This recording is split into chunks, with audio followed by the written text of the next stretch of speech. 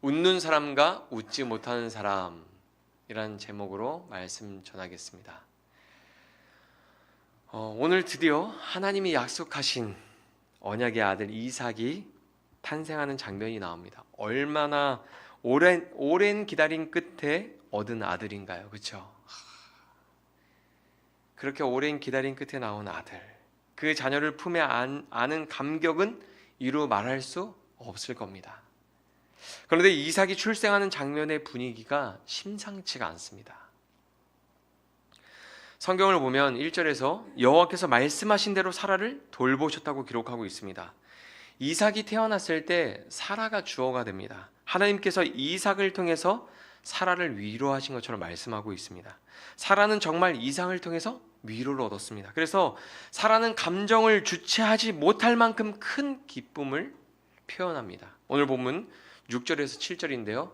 같이 읽겠습니다. 사라가 이르되 하나님이 나를 웃게 하시니 듣는 자가 다 나와 함께 웃으리로다. 또 이르되 사라가 자식들을 젖먹이겠다고 누가 아브라함에게 말하였으리오마는 아브라함의 노경에 내가 아들을 낳았도다 하니라. 아멘. 지금 이게 문자적으로 이렇게 읽어서 그렇지만 지금 이 정말 복받쳐 오르는 이 감정, 억누를 수 없는 이 기쁨 속에서 사라가 탄식하면서 막 말하는 거예요. 이삭의 이름은 여러분 웃음이란 뜻입니다. 그는 하나님께서 이삭을 통해서 자신에게 웃음을 주셨다고 고백합니다. 사라가 하나님께서 이삭을 통해서 나에게 웃음을 주셨다라고 고백하는 거예요. 그리고 이 이삭을 통해서 다른 사람들도 웃게 될 것이라고 선포합니다. 그녀가 표현하는 기쁨을 보면 자녀가 없어서 그동안 얼마나 마음을 아파하고 고통스러워했는지 느껴져요. 드디어 하나님이 나에게 웃음을 주셨다.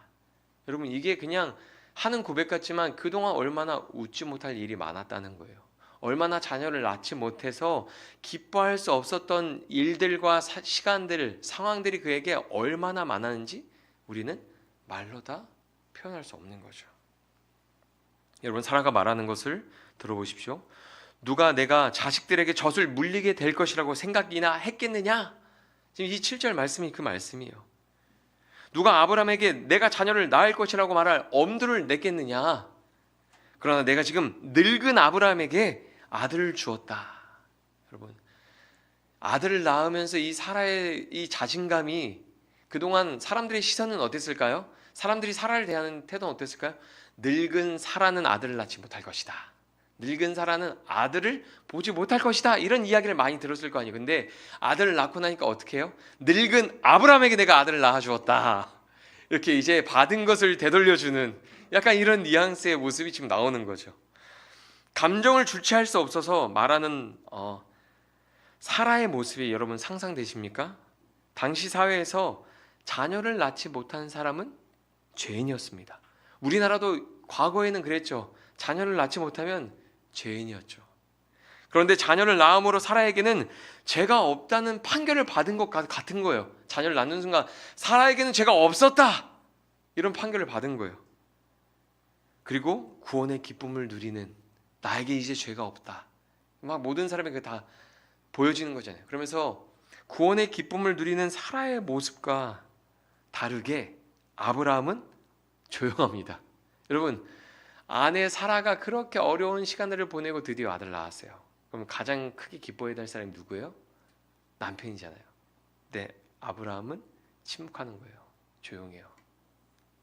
성경에서 아브라함의 감정선은 표현되지 않습니다. 그냥 이렇게 기록하고 있어요. 오늘 본문 3절에서 5절 같이 읽어보겠습니다. 아브라함이 그에게 태어난 아들 곧 사라가 자기에게 낳은 아들을 이름하여 이삭이라 하였고 그 아들 이삭이 난 지 8일 만에 그가 하나님이 명령하신 대로 할례를 행하였더라. 아브라함이 그의 아들 이삭이 그에게 태어날 때 100세라. 아멘. 여러분 사라랑 아브라함의 모습이 완전히 대조되죠. 아브라함은 아버지로서 해야 될 일을 할 뿐이에요. 기뻐하는 그런 감정선이 전혀 표현되지 않아요. 아버지로서 아들의 이름을 지어주었고 8일이 되었을 때 태어난 지 8일 되었을 때 아버지로서 할례를 행합니다. 그리고 성경이 뭐라고 표현하냐면 아브라함은 100세였더라. 여러분 묘하지 않습니까? 사라가 웃을 때 아브라함은 같이 웃을 수 없었습니다. 만약에 결혼 생활하면서 우리가 아내가 웃을 때 함께 웃을 수 있다, 행복한 거예요. 남편이 웃는데 아내가 같이 웃어준다, 행복한 겁니다. 아브라함의 마음을 잘 표현한 말씀이 있어요. 지금 이 아브라함의 상황을 잘 표현한 말씀이 있습니다. 잠언 14장 13절 같이 읽어보겠습니다. 시작.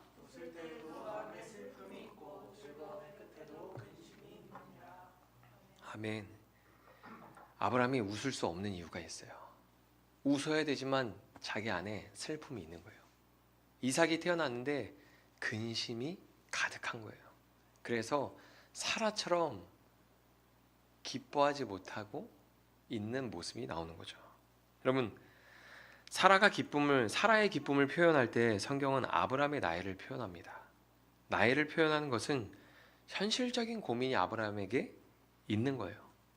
예전에 누가 이런 이야기를 하는 걸 들었어요. 제가 직접 들은 건지 다른 사람이 해줬던 얘기를 제가 들은 건지 기억이 안 나는데, 누가 자녀를 낳고 기뻐하는 사람, 자녀를 낳고 기뻐서 사람들에게 알렸습니다. 이게 직접 들은 건 아니고 전에 들은 내용 같은데, 자녀를 낳았어요. 그리고 기뻐서 사람들한테 알렸습니다. 그래서 사람들이 막 축하해 주는 거, 자녀를 낳네, 축하해, 막 기뻐해, 그렇게 축하해 주는데 옆에서 듣던 사람이 이렇게 말해요. 야, 근데 애가 대학에 갈 때는 환갑도 넘었겠다, 네가 환갑도 넘겠다, 이런 이야기를 하는 거예요. 기뻐하는 사람에게 찬물을 끼얹는 말을 하는 거죠. 자녀로 기쁨을 얻는 것보다 현실적인 고민을 하게 만드는 말이었어요. 야, 그 애가 커서 대학 갈 때는 네가 환갑이 넘었겠다, 야, 이런 이야기를 하는 거잖아요. 아브라함은 이미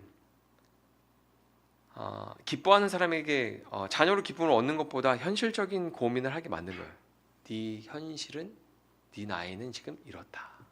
지금 사라가 이삭으로 인해서 너무 기뻐하는데 성경은 아브라함은 100세더라. 아브라함은 지금 현실적인 고민에 빠져서 근심하고 있다. 여러분, 아브라함은 이미 하갈을 통해서 얻은 이스마엘이 있었습니다. 실수였지만 이스마엘이 태어나고 그와 오랜 시간 동안 시간을 보내면서 그를 사랑했어요. 그에 대한 애정이 남달랐습니다.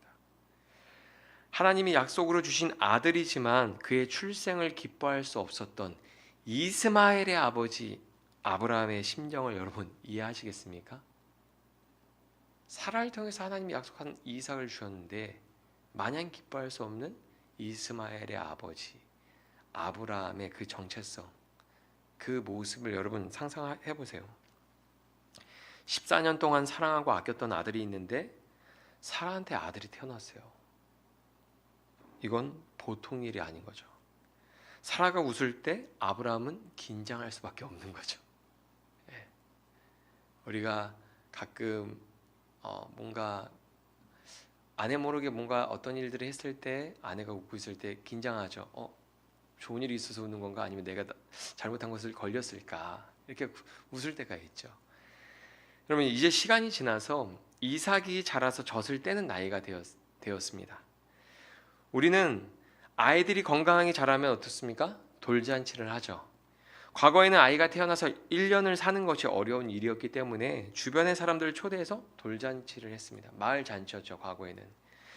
이삭이 젖을 떼었을 때 아브라함과 사라는 큰 잔치를 엽니다.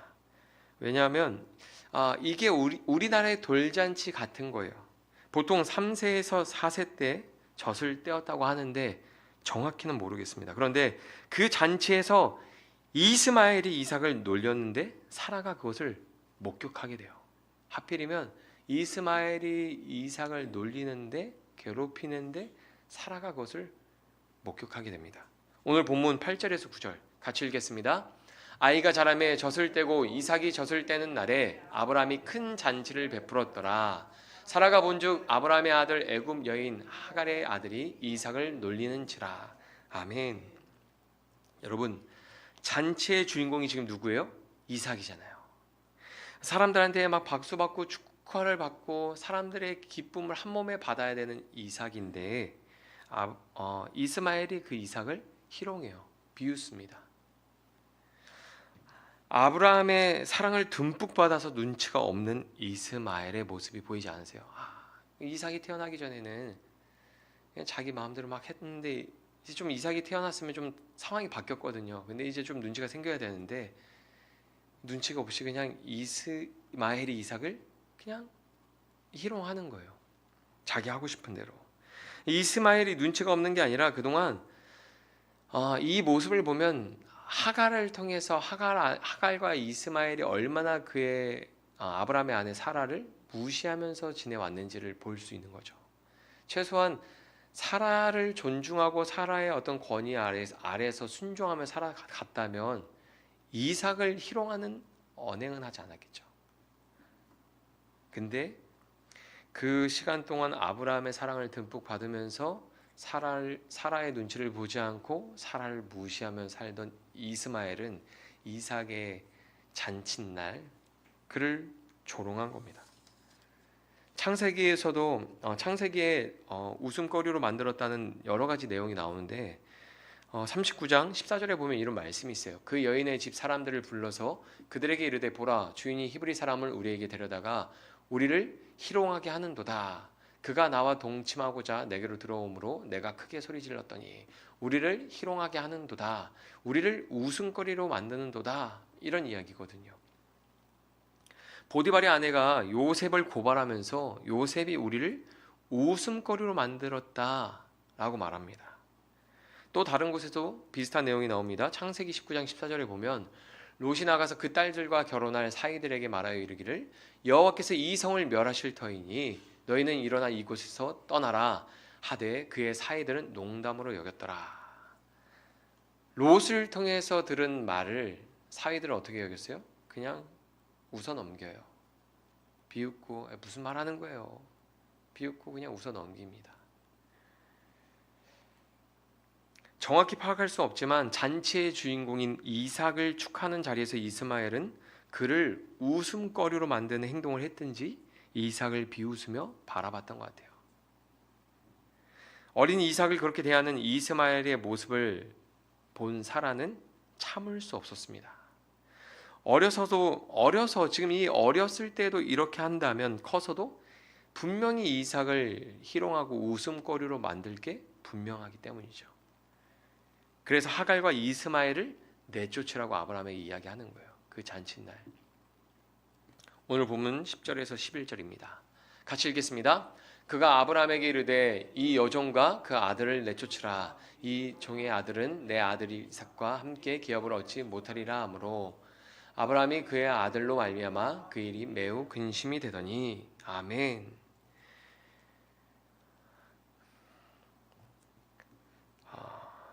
그런데 우리가 이 사라의 입장을 좀 생각해 보면 이번 사건 하나로 이 큰 잔칫날 이스마엘이 이삭을 희롱하는 이 사건 하나로 심각하게 받아들이고 아브라함에게 심하게 이야기하지 않았을 거예요. 그동안 하갈에게 무시를 당하고 갈등이 계속 발생하면서 아브라함에게 그때마다 이야기했을 겁니다. 언제 저 하갈과 이스마엘을 어떻게 할 거냐? 이제 내보내야 되지 않냐? 하나님이 이제 우리에게 자녀를 준다 그랬는데 그때 어떻게 할 거냐? 그 전에 내보내야 되지 않겠냐? 뭐 그런 이야기 했을 수도 있죠.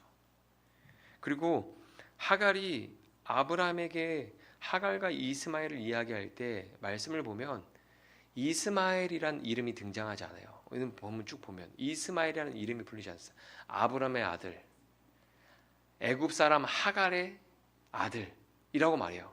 이스마엘이라는 이름이 사라집니다. 네. 완전히 자기와 자기의 가정과는 선을 긋죠. 당신의 아들 어떻게 할 거냐?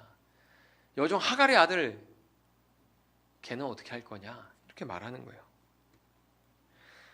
도대체 당신의 아들은 언제 내보낼 겁니까?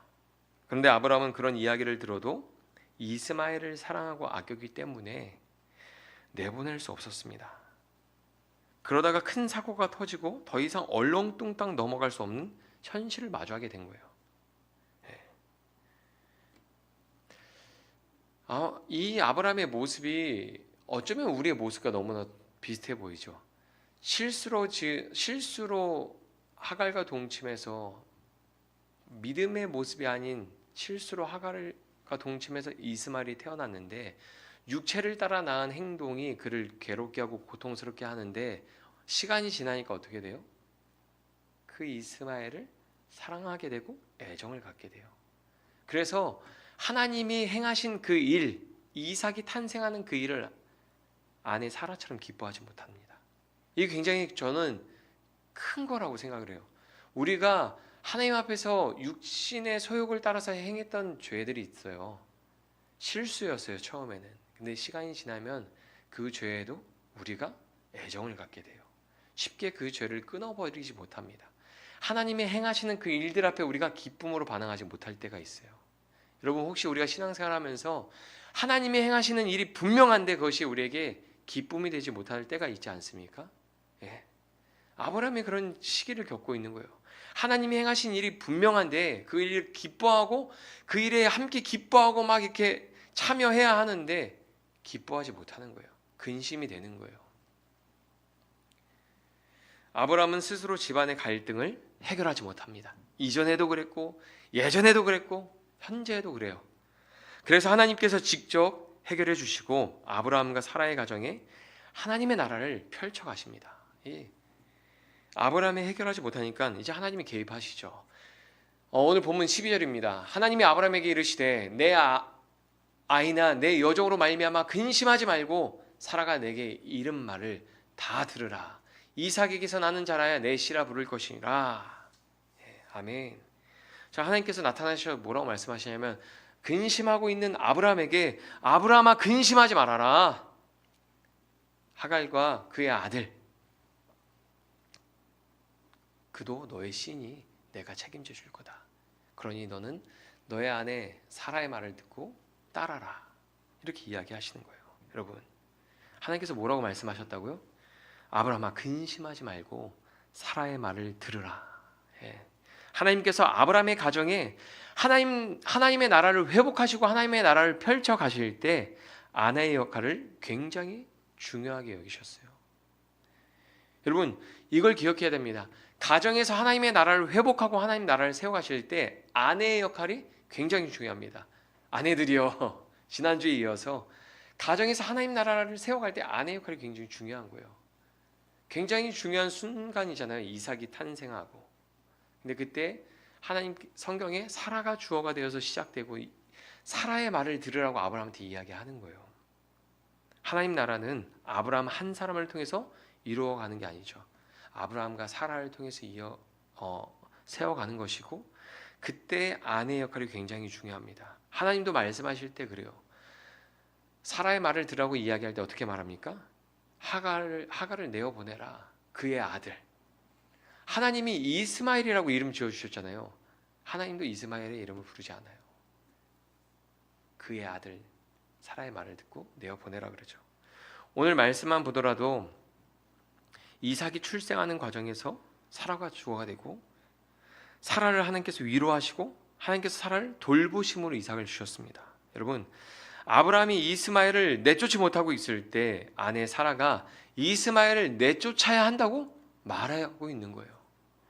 그래도 너무 사랑하고 아끼는 아들이어서 아브라함은 쉽게 결단하지 못합니다. 못해요. 많은 학자들이 이삭이 아버지의 사랑을 못 받았다고 이야기합니다. 하지만 사랑을 못 받지는 않았어요. 이삭도 아브라함의 사랑을 받았습니다. 그런데 아브라함이 이스마엘을 사랑했던 것처럼 이삭을 사랑하지는 못한 거예요. 어떻게 보면 바울이 아브라함의 이야기를 갈라디아서에서 잘 요약해 놓은 것이 있습니다. 갈라디아서 4장 28절에서 30절 같이 읽겠습니다.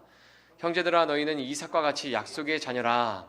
그러나 그때의 육체를 따라 난 자가 성령을 따라 난 자를 박해한 것 같이 이제도 그러하도다. 그러다 성경이 무엇을 말하느냐? 여종과 그 아들을 내쫓으라. 여종의 아들이 자유 있는 여자의 아들과 더불어 유업을 얻지 못하리라 하였느니라. 아멘. 여러분, 뭐라고 말하냐면 그 여종과 그의 아들을 내쫓으라. 그 여자의 아들과 더불어 유업을 얻지 못하리라 하였느니라 말하고 있죠.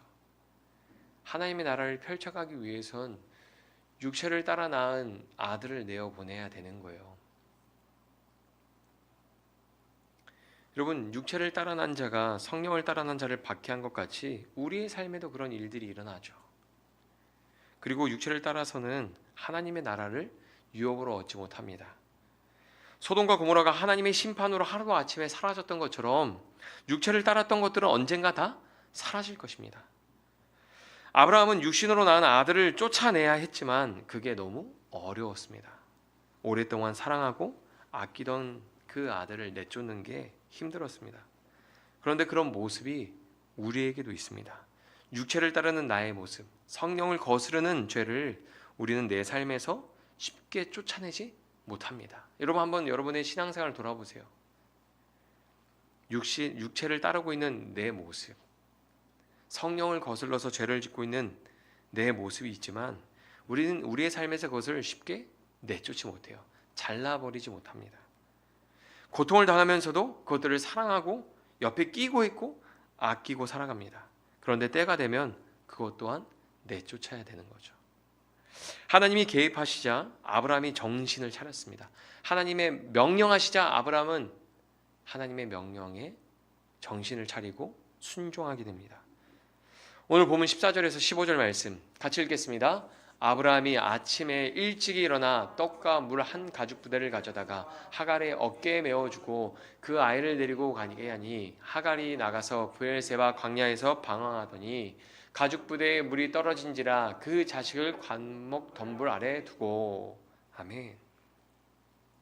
아브라함은 하나님의 명령에 순종합니다. 사라의 말을 들어라 이렇게 이야기했지 아침 일찍 내보내라고 하진 않았거든요.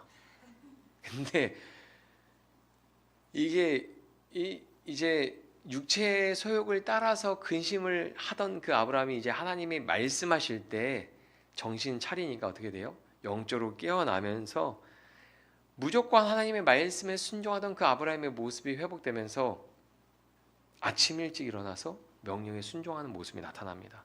굉장히 하나님 말씀에 순종하는 것에 부지런해져요. 아내 사라의 뜻대로 하갈과 그의 아들을 내쫓습니다.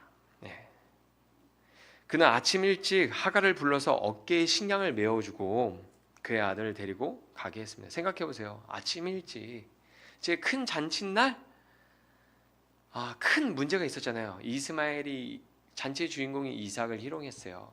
그래서 사라가 화가 났고 사라가 막 남편한테 한 소리 하는 것들을 장막 밖에서 종들도 들었고 하갈도 그 얘기를 들었을 거예요. 그 다음 아침 일찍 이제 아브라함이 하갈을 부르는 거예요. 또 한 소리 듣겠구나 하고 갔는데 갑자기 이렇게 하갈이 왔을 때 어깨에다 음식을 메어주면서 아들이랑 나가라고 내보내는 거예요. 하갈이 생각하지 못했던 전개가 갑작스러운 상황이 하갈한테 찾아온 거죠.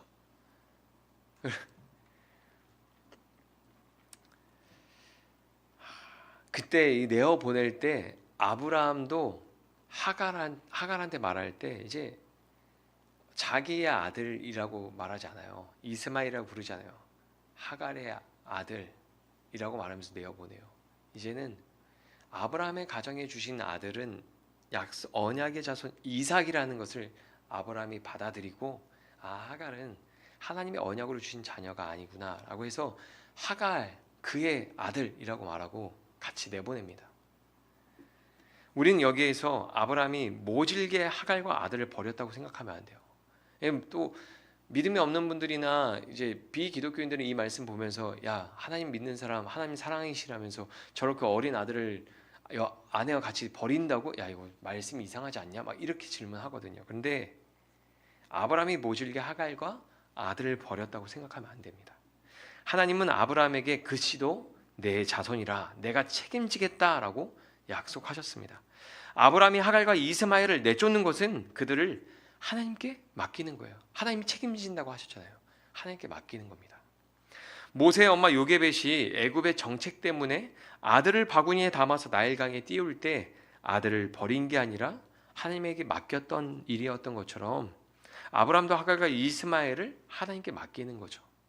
내보낼 때.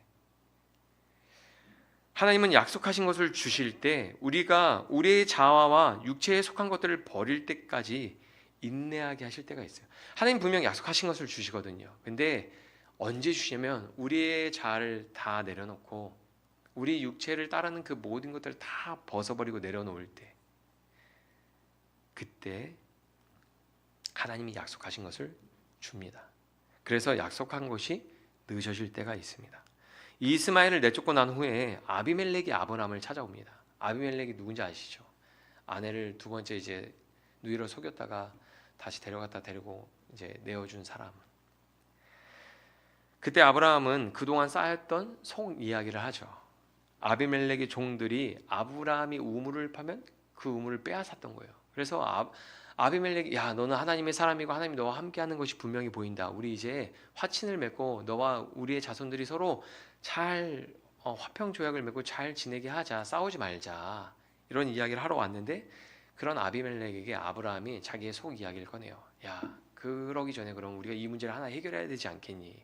내가 우물을 팔 때마다 너의 종들이 와서 이 우물을 다 빼앗아 갔다. 그런데 아비멜렉이 그랬냐, 난 몰랐다. 그러면서 이제 막 언약을 맺는 장면이 나옵니다. 오늘 본문 25절에서 26절인데요. 같이 읽겠습니다. 아비멜렉의 종들이 아브라함의 우물을 빼앗은 일에 관하여 아브라함이 아비멜렉을 책망하매 아비멜렉이 이르되 누가 그리하였는지 내가 알지 못하노라. 너도 내게 알리지 아니하였고 나도 듣지 못하였더니 오늘에야 들었노라. 아멘. 예. 그런 이야기를 하면서 이제 언약을 맺습니다. 아브라함이 직접 양과 소를 가져다가 아비멜렉에게 주고 두 사람이 서로 언약을 세웠습니다. 그리고 아브라함은 자신의 우물을 소유하게 되었습니다. 드디어 자기 이름으로 된 우물을 소유하게 되었어요. 여러분, 우물을 소유하게 되었다는 것은 무엇을 의미하냐면, 당시에 우물을 소유하면 우물 주변의 토지를 소유하게 됩니다. 자기 이름으로 된 우물을 소유하게 되었다는 것은 자기 이름으로 된 토지를 얻었다는 거예요. 그렇게 기다렸던 땅, 하나님 도대체 언제 주실 겁니까 했던 그 땅을 지금 아브라함이 얻은 겁니다. 오늘 본문 30절에서 33절 말씀, 마지막 내용인데요. 우리 같이 읽어보겠습니다.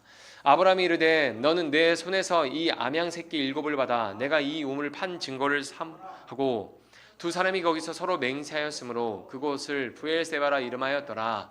그들이 브엘세바에서 언약을 세우매 아비멜렉과 그 군대 장관 비골은 떠나 블레셋 사람의 땅으로 돌아갔고, 아브라함은 브엘세바에 에셀 나무를 심고 거기서 영원하신 여호와의 이름을 불렀으며. 아멘. 여러분, 언약의 자손 이삭을 낳고도 웃지 않았던 아브라함이 드디어 웃어요. 드디어 웃습니다. 자신의 이름으로 된 땅 기업을 얻고 나무를 심습니다. 여러분, 유목민이요, 가축을 데리고 여기저기 떠도는 유목민이요, 땅에 나무를 심는 행위는 하지 않아요. 나무를 심어요. 나무를 심는 게 굉장히 상징적입니다. 그 땅에서 그가 드디어 그늘에서 편히 쉴 땅을 얻은 거예요. 안식을 얻을 땅을 얻은 겁니다. 그제서야 아브라함은 웃습니다. 아브라함이 그제서야 웃어요. 앞에서 사라가 자녀를 통해서 큰 기쁨을 얻어서 막 넘치는 그 기쁨을 표현했던 것처럼 지금 이 장면에서 아브라함은 자기의 그 넘치는 기쁨을 표현해요. 그리고 하나님 뭐라고 부르냐면 영원하신 하나님 여호와라고 부릅니다. 그동안 한 번도 영원하신 하나님 여호와라고 부른 적이 없었는데, 땅을 소유하는 그 순간 크게 기뻐하면서 영원하신 하나님 여호와라고 하나님을 부릅니다. 하나님을 예배하고 하나님에게 웃음을 드려요. 이 말씀을 보면서 참 신기했습니다. 여러분, 하나님께서 여자는 자녀를 통해서 위로를 주셨고 남자는 땅으로 위로를 주셨습니다. 아담과 하와가 에덴 동산에서 쫓겨나면서 잃어버렸던 두 가지가 생명의 기쁨이요, 자녀와 땅의 안식이었습니다. 해산의 고통, 땀을 흘려야만 곡식을 얻을 수 있는, 열매를 얻을 수 있는 그것들. 그런데 하나님은 아브라함과 사라를 통해서 언약 안에서 하나님의 나라가 회복되는 것을 보여주시는 거예요. 사라는 자녀를 낳고 아브라함은 토지를 소유하게 되었습니다. 아내 역할이 굉장히 중요한 것을 보여주면서 하나님의 나라가 아담과 하와 때 잃어버렸던 그 하나님의 나라가 아브라함과 사라의 이야기 속에서 이삭을 주심으로, 땅을 주심으로 회복되고 있는 것을 보여주시는 거죠. 하나님께서 우리 자아를 처리하시기 전까지 여러분 약속이 지체됩니다. 결국 언약 자손 이삭의 출생을 통해서 회복과 자유를 누리게 돼요. 갈라디아서 우리가 아까 읽은 말씀 뒤에 읽어보면 언약을 따라 나신 예수 그리스도에 대한 이야기가 나옵니다. 예수 그리스도가 오심으로 우리 안에 있는 모든 육체의 소욕들이 버려지고 떠나가고 참된 자유를 누리게 되는 것처럼 이삭의 출생을 통해서 하나님의 나라를 회복하고 자유를 얻는 아브라함과 사라의 모습들을 성경은 보여주고 있죠. 아브라함의 이야기가 오늘날 우리에게 동일하게 적용됩니다. 우리도 언약의 후손으로 오신 그리스도를 통해서 우리 삶에서 하나님의 나라가 회복되고 자유를 얻습니다.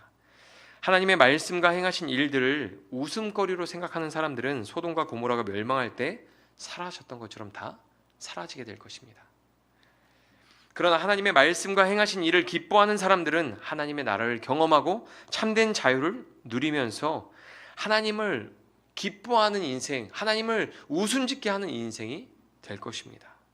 여러분, 우리는 하나님을 기뻐하는 사람들은 하나님의 나라에 가서 웃음짓게 될 것이지만 하나님의 말씀을 기뻐하지 않고 하나님이 행하신 일들을 기뻐하지 않는 사람들은 하나님을 기뻐하는 사람들이 웃음 지을 때 웃지 못하게 될 것이에요. 여러분, 아브라함에게 육신으로 낳은 아들 이스마엘을 내쫓는 일은 큰 근심거리였지만 결국 하나님의 명령을 따라 믿음으로 순종했을 때 아브라함은 웃을 수 있었고 하나님에게 웃음을 드릴 수 있었습니다. 여러분 가운데 어떤 육신의 근심이 있습니까? 어떤 근심과 고민과 두려움을 가지고 있습니까?